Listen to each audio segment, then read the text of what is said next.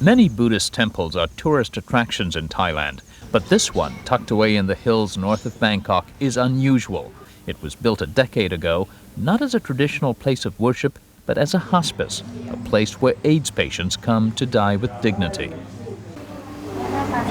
There are about 300 beds here, a fraction of the demand, but there seems no limit to the number of tourists who come through to meet and take pictures near AIDS patients, to view the stark crematory and bone room, where the bones and ashes of thousands of patients lie in piles, and the after-death room, a macabre display that more befits a pathology museum. In fact, tourist donations sustain this facility, not government funds, and the founding monk says it helps sensitize adults to the AIDS problem. Even school kids arrive daily by the busload. Our people, if they can see by themselves, not only listen or look at the picture, they can understand easily. And this is the good way of education in our country. Thailand has long been in the vanguard in tackling AIDS. It was the first Asian country to suffer an epidemic stemming from another enduring tourist attraction, the commercial sex trade, which caters both to Thai and foreign tourists.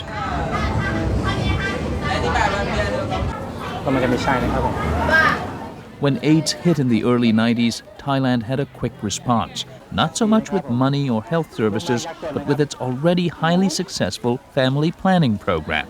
It had popularized one of the most effective weapons in AIDS prevention, the condom. The program was headed by Michai Viravaidya, politician from a prominent Thai family, economist by training, but best known as the condom king. We said, look, one must not be embarrassed by the condom. It's just from a rubber tree like a tennis ball. If you're embarrassed by the condom, you must be more embarrassed by the tennis ball. There's more rubber in it. We gave them out all over and said, look, the condom is clean if your mind is not dirty. So please take one.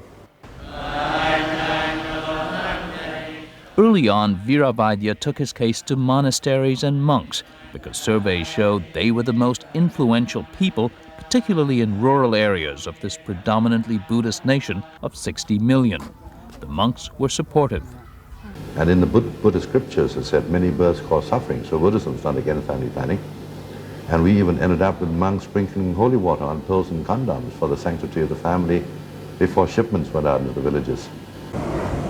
The Condom and AIDS information campaign is widely credited with a dramatic drop in the number of HIV infections, from about 140,000 a year in 1990 to about 30,000 10 years later. So any customer who buys some fruit will also get condoms and AIDS safety tips.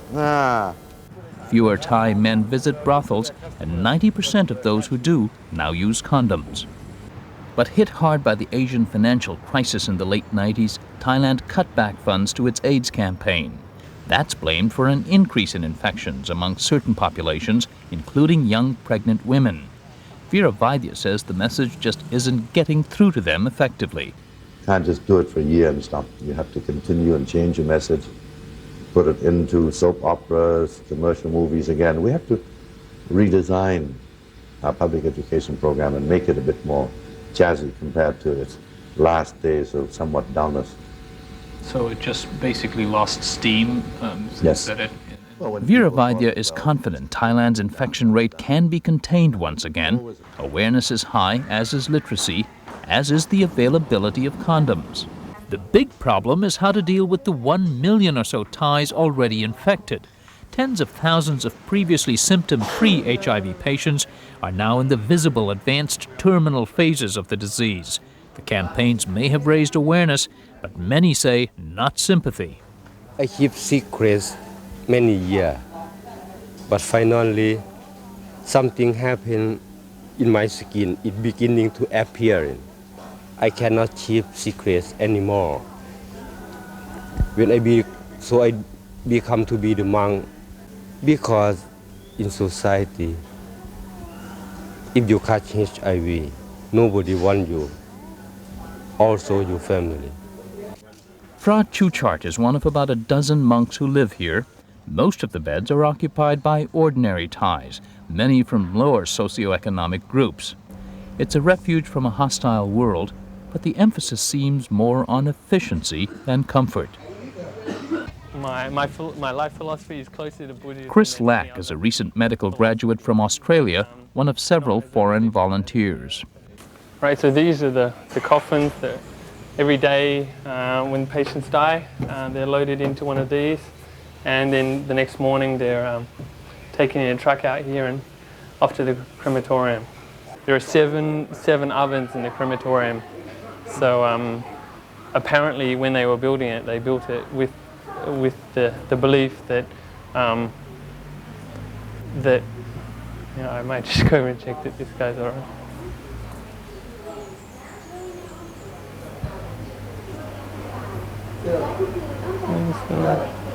Still alive.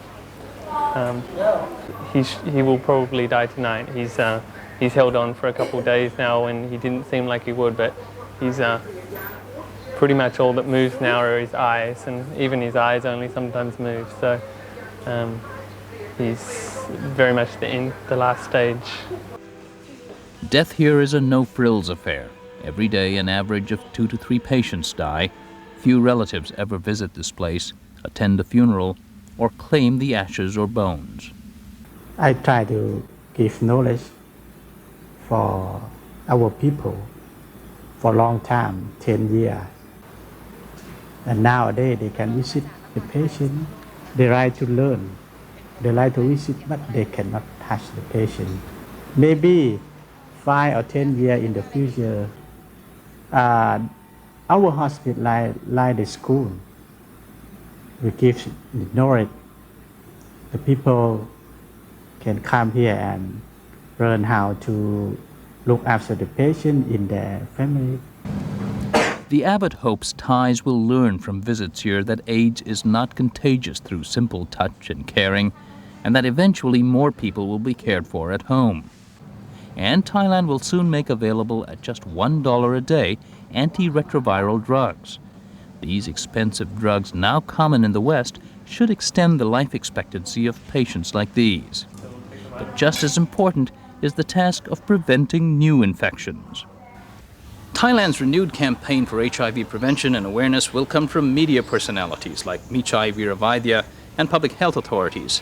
But the task of increasing compassion and more immediately hands-on care for many Thai AIDS patients will have to come from its temples. For Religion and Ethics NewsWeekly, this is Fred Sam Lazaro at the Wat Prabat Nam Pu Monastery in Thailand.